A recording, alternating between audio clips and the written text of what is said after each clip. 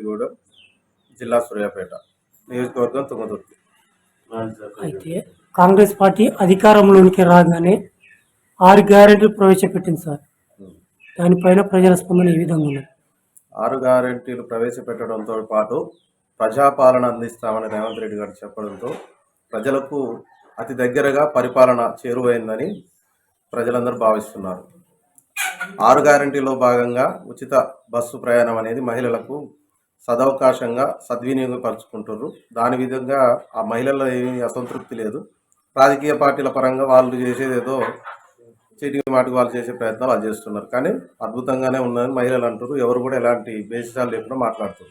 దానిపైన దీపం పథకం కింద 500కే గ్యాస్ ఇవ్వడం, కరెంటు 200 యూనిట్లకు ఉచిత కరెంటు ఇవ్వడం, ఆ పేదలకు మధ్యతరగతి పేదలకు మాత్రం ఈ గ్యాస్ కానీ కరెంటు కానీ చాలా సద్వినియోగపరుచుకుంటున్నారు. దానిపైన చాలా సంతోషంగా ఉన్నారు ప్రజలు.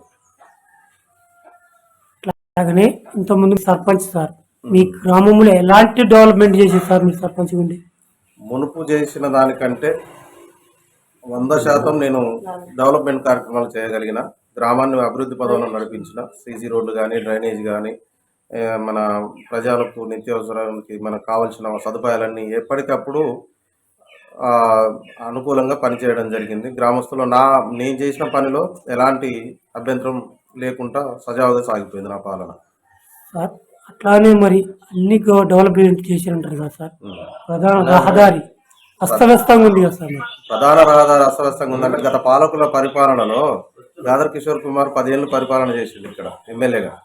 ఏనాడు కానీ రోడ్లు వేద్దాం, లేకపోతే పేదలకు ఇండ్లు ఇద్దాం, లేకపోతే పేదలకు సరైన సదుపాయాలు అందిద్దాం, విద్య వైద్యానికి సంబంధించిన ఏదైనా అందిద్దామనే ఆలోచన లేకుండా ఏమైనా వారి గవర్నమెంట్లో ఉన్న లీడర్లు ఏది కేటీఆర్ కాంచి జగదీశ్వర్ రెడ్డి వీళ్ళందరూ కలిసి ఇసుక దోపిడి తప్ప ప్రజలను పట్టించుకున్న పాపాన పోలేదు.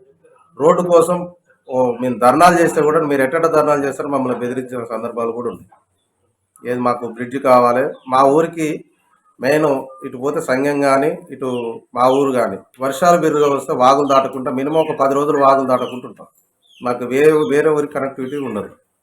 అట్లా ఉందని ఎన్నిసార్లు అడిగినా కూడా చేద్దాం అనడమే కానీ చేసి చూపెట్టిన పనితనం లేదు. అందుకనే మొన్నటి ఎలక్షన్లో 50,000 మెజార్టీతోటి మందల స్వామిని కానీ ప్రజలందరూ ఏకగ్రీవంగా ఎన్నిక చేయడం జరిగింది. అయితే మందుల స్వామి ఎమ్మెల్యే గారు మీ గ్రామం నుంచి ఎంత లీడ్ ఇచ్చారు సార్? స్వామిల గారికి మా గ్రామం నుంచి 250 లీడ్ ఇచ్చినాం. మాకున్నది 1400 ఓట్లలో 250 లీడ్ ఇచ్చినాం. అయితే మీ గ్రామానికి ఏమైనా హామీలు ఇచ్చిండ్రు సార్ ఎమ్మెల్యే గారు? మా గ్రామానికి మెయిన్ మొదగాలు ఇచ్చిన హామీ రోడ్డు పోస్తా అని చెప్పిన సంవత్సరం లోపల ఖచ్చితంగా దానిపైన కార్యాచరణ చేస్తానే ఉన్నాడు. మంత్రులను కలుస్తుండు, అందరినీ అడుగుతున్నారు. సంవత్సరంలో స్టార్ట్ చేస్తారని మాకు నమ్మకం ఉంది స్వామిల గారి పైన. అయితే రానున్న ఈ పార్లమెంట్ ఎలక్షన్లో మీ గ్రామ ప్రజలకు మీరు ఎలాంటి సూచనలు ఇస్తారు సార్? ప్రజాపాలన ఆల్రెడీ మా ప్రజల ముందు ఉన్నది కదా, ప్రజాపాలన అందిస్తున్నది కదా గవర్నమెంట్ రేవంత్ రెడ్డి గారి ఆధ్వర్యంలో. ప్రజాపాలన సంతోషంగా ఉన్నప్పుడు ఎంపీ ఎలక్షన్లు రాహుల్ గాంధీ ప్రధానమంత్రి అయితే ఇంకా సంతోషంగా మనకు ఇంకా రాష్ట్రానికి రావాల్సిన నిధులు ఇంకా వచ్చేదానికంటే ఇంకా 10% ఎక్కువ తెచ్చుకొని రాష్ట్రాభివృద్ధి చేయడంలో వీళ్ళు ముఖ్య పాత్ర పోషిస్తూ ఉంటుంది. కాబట్టి పైన కూడా కాంగ్రెస్ గవర్నమెంట్ రావాలని కోరుకుంటున్నారు. అట్లాగనే రాహుల్ గాంధీ పాదయాత్ర చేసినప్పుడు జోడో యాత్రలో యువకులకు ఎలాంటి ఉత్సాహం ఉంటుంది సార్?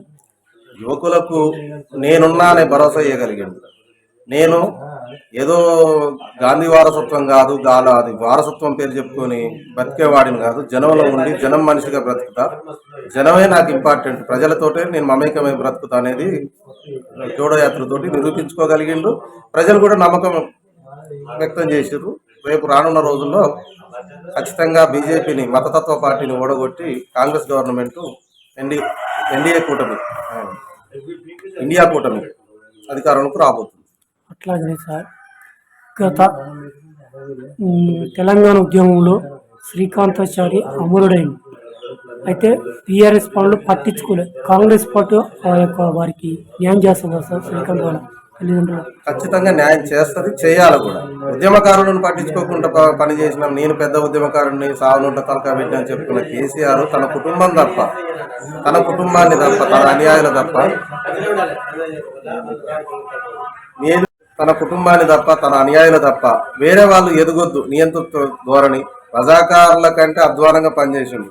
అదే కేసీఆర్ గారు మన ఇందిరా పార్కులో ఉన్న ధర్నాన్ని ఎత్తివేయడం కానీ, ప్రజలకు దూరంగా ఉండడం కానీ, ప్రజలను కలవకపోవడం కానీ, ఏది మన ప్రగతి భవన్ కట్టుకుని రాజుల కోట కట్టుకుని రాజ్యం వెళ్తున్నట్టు ఇంట కూర్చొని ప్రజలకు కలవకపోవడం కానీ, అది చేయడంతో కదా రేవంత్ రెడ్డి గారు ముఖ్యమంత్రి అయిన ప్రమాణ స్వీకారం చేస్తున్న గంటలోపే ఆ కంచెను తొలగిస్తే జనం అదొక్కటి చాలు మాకు.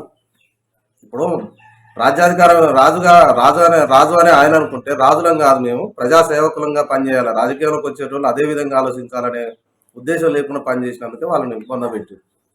అయితే ధరణి పైన రైతుల స్పందన ఏ విధంగా ఉంది? ధరణి పైన రైతుల స్పందన చాలా. ధరణి అనేది రైతుల్ని ముంచింది తప్ప తేల్చింది ఏం లేదు. ఇప్పుడు మా ఊర్లోనే 100 ఎకరాలు ఎవరి పేరు మీద ఎవరు ఉందో కూడా తెలియదు. అది మార్చుకోవాలంటే అది ఆన్లైన్లో సెట్ కాదు. ఈ రైతులను అడిగితే వాళ్ళు చేయరు. ఇవన్నీ చేస్తాం, మా భూమి వేరే వాళ్ళ పేరు మీద ఉందనే రీతిలో మా ఊర్లోనే మినిమం ఒక 200-300 ఎకరాలు ఉంది, వేరే వాళ్ళ ఒకరి పేరు మీద ఒకరి పేరు మీద. అలా మార్చుకోవడం చాలా ఇబ్బందులు అవుతున్నాయి. ఎక్కడెక్కడో భూములు ఎవరి పేరు మీద ఉండడం, దాన్ని మాట్లాడితే దాన్ని సరిచేయడం లేకపోవడం, ఇప్పుడు మన అనుభవదారు కాలను తీసేయడంతో రైతులకు చాలా ఇబ్బంది అవుతుంది. దాని మీద రేవంత్ రెడ్డి గారు కానీ కాంగ్రెస్ ప్రభుత్వం కానీ ప్రత్యేక శ్రద్ధ తీసుకుంటుంది. దాన్ని ఖచ్చితంగా దాన్ని అనుభవదారు కాలం మళ్ళీ తీసుకొస్తే ప్రజలకు మేలు చేసినట్టు అవుతుంది అనేది మా అభిప్రాయం. అయితే బీఆర్ఎస్ పాలనలో నిరుద్యోగ వృత్తి అసలు లేనే లేదు సార్. మీరు యువకులు ఇప్పుడు ఈ కాంగ్రెస్ గవర్నమెంట్ అధికారంలోకి వచ్చినాకనైనా యువకులను గుర్తిస్తుందా? ఖచ్చితంగా గుర్తిస్తుంది. ఆల్రెడీ దానికోసమే కదా డిఎస్సి చేయడం కానీ, మొన్న పోలీసు రిక్రూట్మెంట్ వాళ్ళు చేసిన దాన్ని ఫిలప్ చేయడం కానీ, డాక్టర్లు ఏది మన జూనియర్ డాక్టర్లకు వాళ్ళకు పోస్టులు ఇవ్వడం కానీ, ఇప్పుడు గ్రూప్ 2 గ్రూప్ ఎమ్మటెమ్మటే ఎగ్జామ్ పెట్టడం కానీ జరుగుతుంది. కాకపోతే ఇప్పుడు ఎలక్షన్ కోడ్ వచ్చినందుకు కొంత ఒక 2-3 నెలలు ఆలస్యమైనా కూడా 100% కాంగ్రెస్ పరిపాలనలో యువతకు న్యాయం జరుగుతుంది.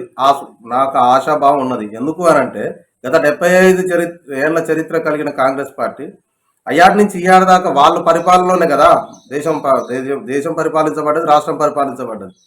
ఆ దానిలోనే సెట్ అయినాయే తప్ప వీళ్ళు కొత్తగా క్రియేట్ చేసింది బీజేపీ అక్కడ పైన కానీ ఇక్కడ టీఆర్ఎస్ కానీ వీళ్ళు కొత్తగా సృష్టించి ఒక కాలేజీలు కానీ, లేకపోతే ఒక పెద్ద పెద్ద విద్యాలయాలు కానీ, లేకపోతే ప్రాజెక్టులు కానీ ఏమైనా కట్టి ప్రజలకు అందించింది ఏమీ లేదు.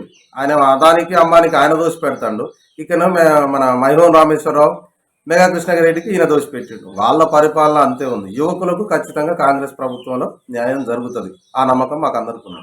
అయితే కవిత అరెస్ట్ అయింది కదా సార్, దానిపైన ప్రజల స్పందన ఏ విధంగా? మంచి పని చేసిరు అనుకుంటారు, ఏం లేదు. తప్పు చేసింది కాబట్టి శిక్ష అనుభవించాలిగా.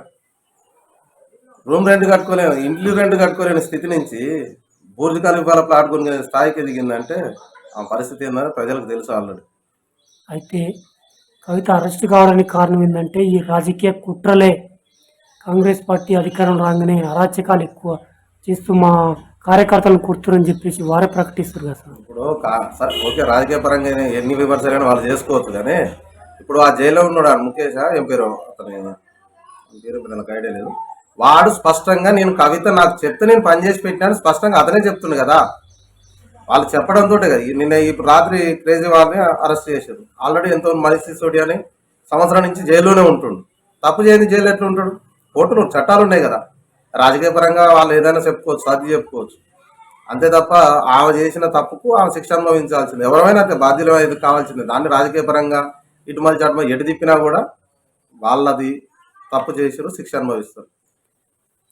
ఒకవేళ రిజర్వేషన్ మళ్ళీ వస్తే మీరు మళ్ళీ సర్పంచ్ పోటీ చేస్తారా సార్? ప్రజలు నేను చేసిన పరిపాలన మంచిగా ఉందని ఆమోదిస్తే, మరి నువ్వు ఉండు నీకు మేము ఆమోదిస్తామని అంటే ప్రజల ఆశీస్సులతో అయితే ఖచ్చితంగా ఉంటుంది. ఏదో నా స్వార్థ స్వలాభం కోసం పనిచేస్తా, నేను ఉంటేనే తప్ప వేరేది లేదు అనేది ఆప్షన్ లేదు. ప్రజలు ఆమోదిస్తే మంచి వ్యక్తి మంచోడు పనిచేస్తాడు అనే నమ్మకంతో వాళ్ళు ఉండవు అని అంటే ఉంటే తప్ప వేరే నా అవసరాల కోసం అయితే ఉండే ప్రసక్తి లేదు. అయితే ఇప్పుడు ఎంపీ ఎలక్షన్లో మీ గ్రామం నుంచి ఎంత లీడ్ ఇస్తారు సార్? మొన్న 247-50 ఇచ్చాం కదా, ఈసారి ఖచ్చితంగా 500 లీడ్ ఇస్తాం. నా నమ్మకం ఉంది మాకు. మొన్ననే ఇవ్వాలి 450 పైసలకు, కాకపోతే వాళ్ళు డబ్బులు విచ్చలవిడిగా పంచారు. మా క్యాండిడేట్ సాగల్ గారు డబ్బులు కాబట్టి మా తిప్పలేదో మేము బదిలాడి ఇప్పించుకున్నాం. ఈసారి 500 ఖచ్చితంగా ఇవ్వాలి. మొన్ననే కావాలనుకున్నా నేను. నా లెక్క ప్రకారం నేనే 200 ఓట్లతో గెలిచిన.